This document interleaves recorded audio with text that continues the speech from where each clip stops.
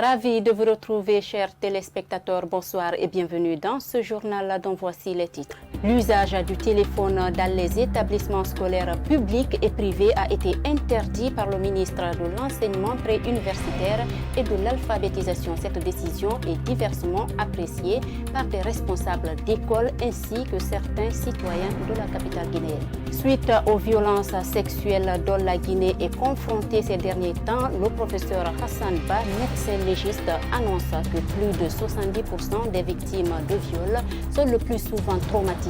Vous suivrez son intervention dans ce journal. Fini les titres, le développement, c'est dans un instant. Une fois de plus, bonsoir et bienvenue dans ce journal. Alors que la Cour d'appel de Conakry avait tranché en la faveur de Togbassé Maoumi le 27 octobre dernier l'affaire d'occupation de domaine illégal entre Dame Souma et le gendarme refait surface. Ce samedi 27 novembre 2021, Dame Souma, accompagnée de plusieurs jeunes, était sur le chantier en construction à Kobaya Village dont elle se dit propriétaire pour exécuter une décision de la Cour suprême qui date du 29 octobre dernier. Elle accuse Togbassé d'avoir violé la loi et elle brandit avec un document d'arrêt d'activité jusqu'à ce que la Cour suprême ne se prononce sur le pourvoi en cassation. Alpha Oumar Diallo. C'est une affaire qui date de 13 ans entre l'officier de la gendarmerie Togbassé Maoumi et Dame Maïmouna Souma, dont chacun se réclame propriétaire du domaine 24 et 25 du lot 22 à Kobaya Village Nord. Très tôt ce samedi, Dame Maïmouna Souma, après avoir suspecté que les travaux étaient en cours, a subitement débarqué sur les lieux. Très remontée, elle brandit quelques documents. On est là aujourd'hui parce qu'il y a eu un pourvoi et il y a eu un arrêt des travaux contre M. Togbassé Maoumi concernant la parcelle numéro 24 et 25 de l'eau 22, 6 à Kobaya Village Nord. Ça lui a été signifié le 29 octobre à 12h45, vous pouvez même le voir. Mais le 29 octobre, malgré la signification de l'arrêt de travaux contre M. Togbassé Maoumi, M. Togbassé Maoumi, il s'est permis encore de recommencer les travaux. Voici ce qu'il a fait à l'intérieur. Maintenant, il a recommencé tous les travaux, il a mis les briques là-bas. Je vais même vous donner les images, malgré qu'il nous a refusé de rentrer dans la cour, et malgré qu'il a pris tous mes frères et sœurs, il les a enfermés, il vient de les enfermer maintenant.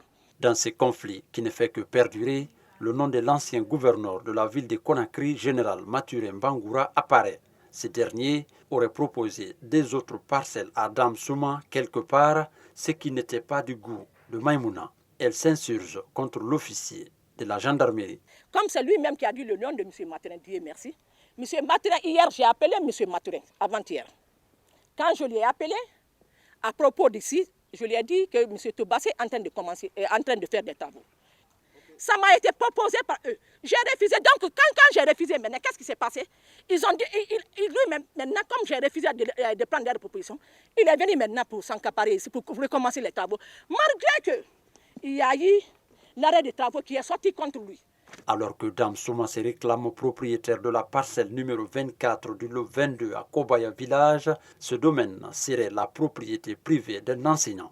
La parcelle qu'elle réclame est le numéro 25 du même lot selon le document qui nous a été présenté. Sur ce, elle serait propriétaire des parcelles numéro 26 et 27 selon les informations reçues hors micro. Et puis, la Cour pénale internationale exige à la Guinée la tenue rapide du procès du massacre du 28 septembre 2009 dans un délai de 3 mois. Cette mission de la CPI qui séjourne à Conakry a haussé le ton pour dire que si ce délai n'est pas respecté, elle reprendra le dossier en main. Rencontré ce vendredi, l'avocat des victimes du 28 septembre se réjouit de cette exigence de la CPI. Ibrahim Diallo et Abdurrahman Bari. Après 12 ans sans procès dans le dossier du massacre du 28 septembre 2009, la Cour pénale internationale hausse le ton pour demander à la Guinée la tenue du procès dans un délai de 3 mois. L'arrivée de la CPI en Guinée est un grand soulagement et un espoir, puisque la donne a changé en Guinée. Le régime de M. Alpha Condé s'est illustré dans le dilatoire Il a passé 10 ans, 11 ans au pouvoir et a tout mis en œuvre pour empêcher que ce dossier-là ne soit jugé. Même son de cloche, c'est ce défenseur des droits de l'homme. Pour lui, la tenue de ce procès servira une leçon pour la Guinée dans le futur. Ça va être une bonne leçon pour le futur. Ça va dissuader ceux qui voudront régner par la répression et la violence. Et alors, c'est une bonne opportunité d'aller de l'avant, de faire un bond en avant pour que le dossier puisse connaître un dénouement heureux. Toutes les conditions sont mises en place pour rendre justice dans ce dossier, selon cet avocat. Sur le plan juridique, le dossier est clôturé. Sur le plan infrastructurel, la Cour d'appel a été choisie et acceptée par tous les intervenants. Donc aujourd'hui, il suffit juste de remettre un peu en état cette Cour d'appel pour que le procès soit organisé. Tous les autres aspects ont déjà été réglés. La CPI promet de reprendre ce dossier si ce délai de 3 mois n'est pas respecté par la Guinée. Une situation qui pourrait avoir des conséquences, souligne-t-il. Écoutez, c'est-à-dire que ce serait une catastrophe nationale si la CPI reprenait ce dossier. Parce que vous savez, juger, la justice, c'est un pouvoir régalien de l'État. C'est une question de souveraineté nationale. La Guinée doit démontrer à la face du monde qu'elle a la capacité de juger cette affaire. Et je crois que les nouvelles autorités mesurent l'intérêt qu'elles ont à favoriser l'organisation de ce procès. Bon, après avoir dit à la face du monde que nous sommes capables d'organiser un procès digne du nom, ce serait 2 fois négatif pour la Guinée de se voir dessaisie de ce dossier. Parce que la première raison, c'est que nous aurions fait perdre inutilement du temps à la communauté nationale et internationale et aux victimes. Et nous aurions aussi discrédité la parole publique guinéenne. À rappeler que ce massacre a eu lieu le 28 septembre 2009 dans le stade du même nom, lors d'un meeting organisé par les opposants. Plus de 150 personnes tuées et une centaine de femmes violées.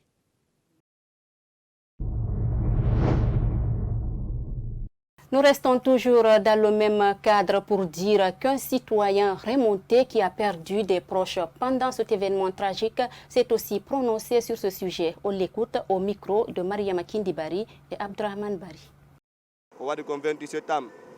Selon moi, ce qui s'est passé le 28 septembre 2009 est très grave. Les personnes qui ont fait cela doivent être jugées et condamnées. Ils ont tué des pauvres citoyens. Maintenant qu'on a un nouveau président, il faut qu'ils soient jugés et condamner les coupables. Ce qu'ils ont fait n'est pas normal. J'ai même des frères qui ont été tués là-bas.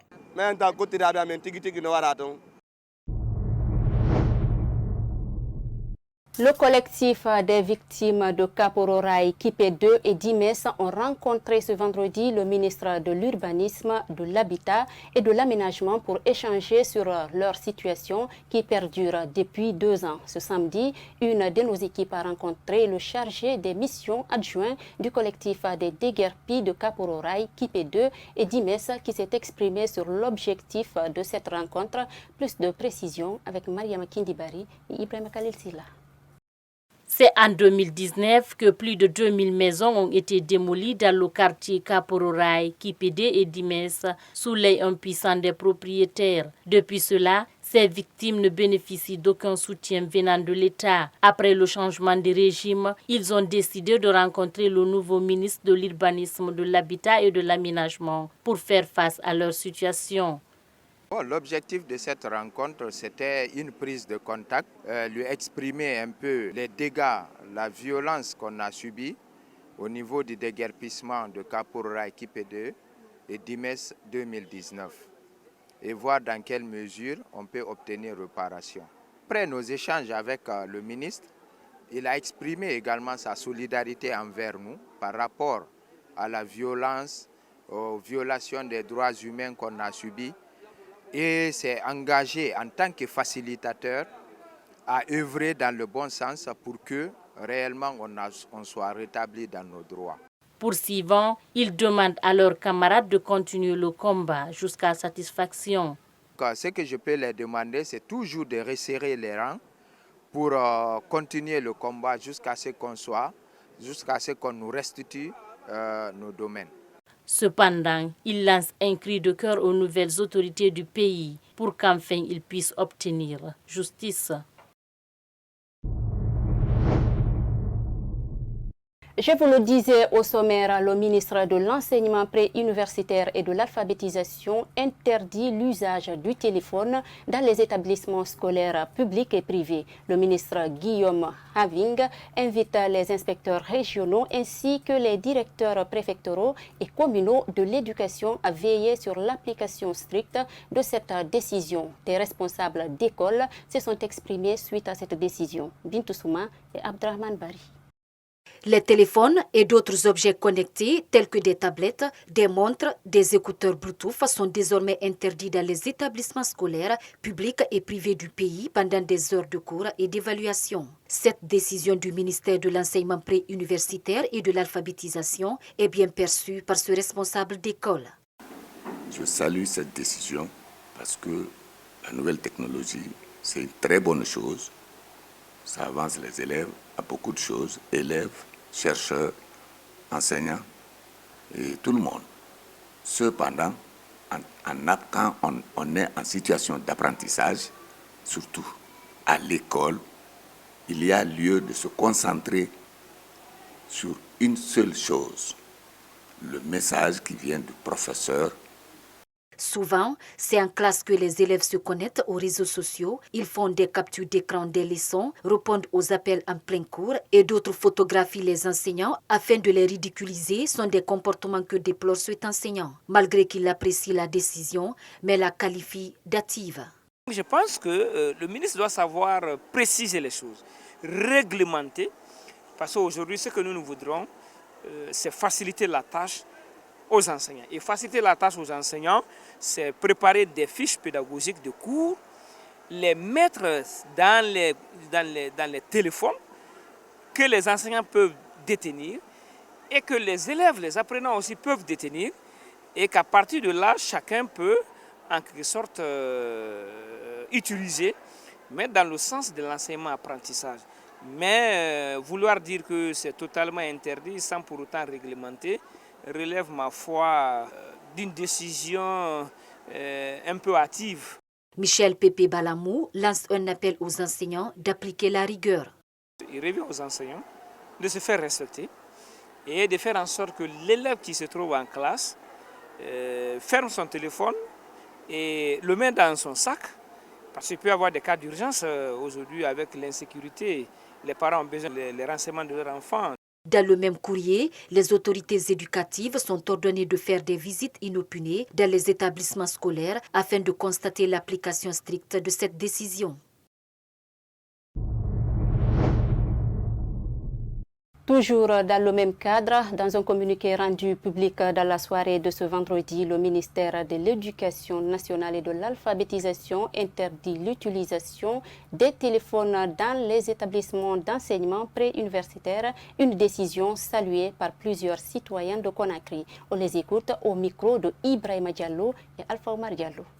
Je trouve que c'est une très bonne décision parce que ça va permettre à ces élèves de prendre courage, de réviser à la maison et de ne pas compter sur le téléphone pour aller à l'école. Ensuite, écrire les exercices traités types dans les téléphones et puis venir recopier ça en classe. On a constaté que ça nuit à l'éducation. C'est l'une des bases dont les élèves profitent pour copier ou bien pour tricher en un mot, quoi.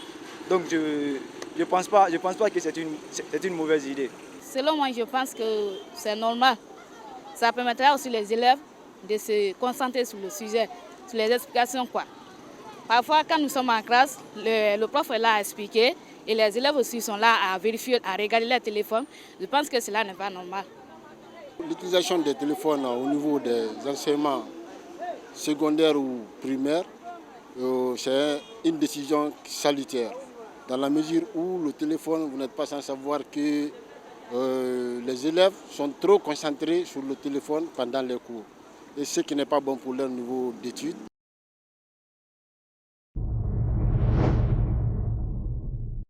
Je vous le disais également, le viol sur mineur prend une proportion très inquiétante dans la commune urbaine de Kankan. Dans la soirée du jeudi 26 novembre 2021, aux environs de 20h, une fille âgée de 16 ans a été victime de viol collectif par 3 jeunes. Les faits se sont produits au quartier Salamaninda, commune urbaine de Kankan, lorsqu'elle était partie chercher de l'eau potable pour sa mère. C'est là que ses bourreaux l'ont étranglée avant de la violer dans un caniveau et disparaître dans la nature. Abdoulaye Koyassila. DC est âgée de 16 ans. Sa vie vient de basculer alors qu'elle était partie puiser de l'eau. Pendant que le bidon d'eau se remplissait petit à petit, soudain surgissent derrière elle 3 jeunes dont elle ne connaît pas l'identité. Ils la violent et disparaissent dans la nature. C'est mon petit frère qui a remarqué que nous n'avions pas d'eau. Donc j'ai décidé d'aller puiser de l'eau. Pendant que je remplissais le bidon, ils sont sortis derrière moi et ils m'ont étranglé. Je ne sais pas d'où ils viennent. Je ne pouvais pas crier. Et l'endroit aussi est sombre. Donc ils m'ont jeté dans un caniveau puis ils m'ont violé. Dans sa famille, Odia Kanté, sa mère est inconsolable. Elle explique comment elle a appris la nouvelle et demande que justice soit rendue. Je sortais dehors pour vendre le haricot à mes clients qui m'attendaient. Et c'est là que j'ai vu ma fille avec 4 autres filles qui m'ont demandé si c'est mon enfant. J'ai dit oui. Elles m'ont dit qu'elles ont vu ma fille dans le caniveau en train de pleurer, qu'elle a été violée. C'est là que je me suis mise à crier. Je demande aux autorités de faire la lumière sur cette affaire et de nous aider pour que justice soit rendue. La vie de ma fille est gâtée. Elle ne sait rien. Elle est trop petite. Ce n'est pas la première fois qu'un viol soit enregistré dans ce quartier. D'ailleurs, à en croire Sori Chérif, jeune de Salamani, l'endroit où le viol a été commis est très dangereux la nuit. Ici, c'est l'endroit le plus dangereux de notre quartier. Souvent, je chasse les jeunes qui viennent se regrouper ici. Un jour, ils ont fait descendre un monsieur sur sa moto et l'ont dépouillé de son téléphone. C'est grâce à mon intervention qu'ils n'ont pas emporté sa moto. Les jeunes d'ici ne sont que dans ça, vol et viol. Les nouvelles autorités de Kankan doivent prendre leurs responsabilités.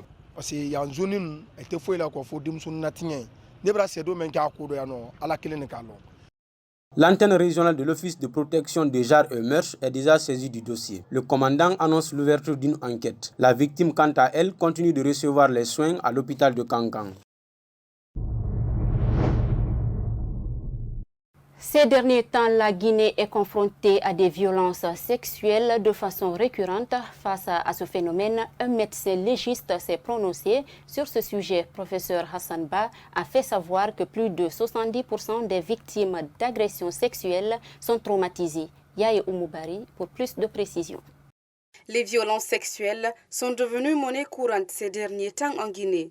De Conakry jusqu'à l'intérieur du pays, des filles et femmes sont souvent victimes de viols. Un phénomène qui gangrène la société et met la vie de la couche féminine en danger. Ce médecin légiste en parle. J'ai une moyenne de consultation de 30 malades par jour. Je dis bien 30 malades en victimologie. Et parmi ces femmes victimes qui viennent en consultation médico-légale, près de 12 filles sont victimes de violences sexuelles. Et ça, c'est tous les jours.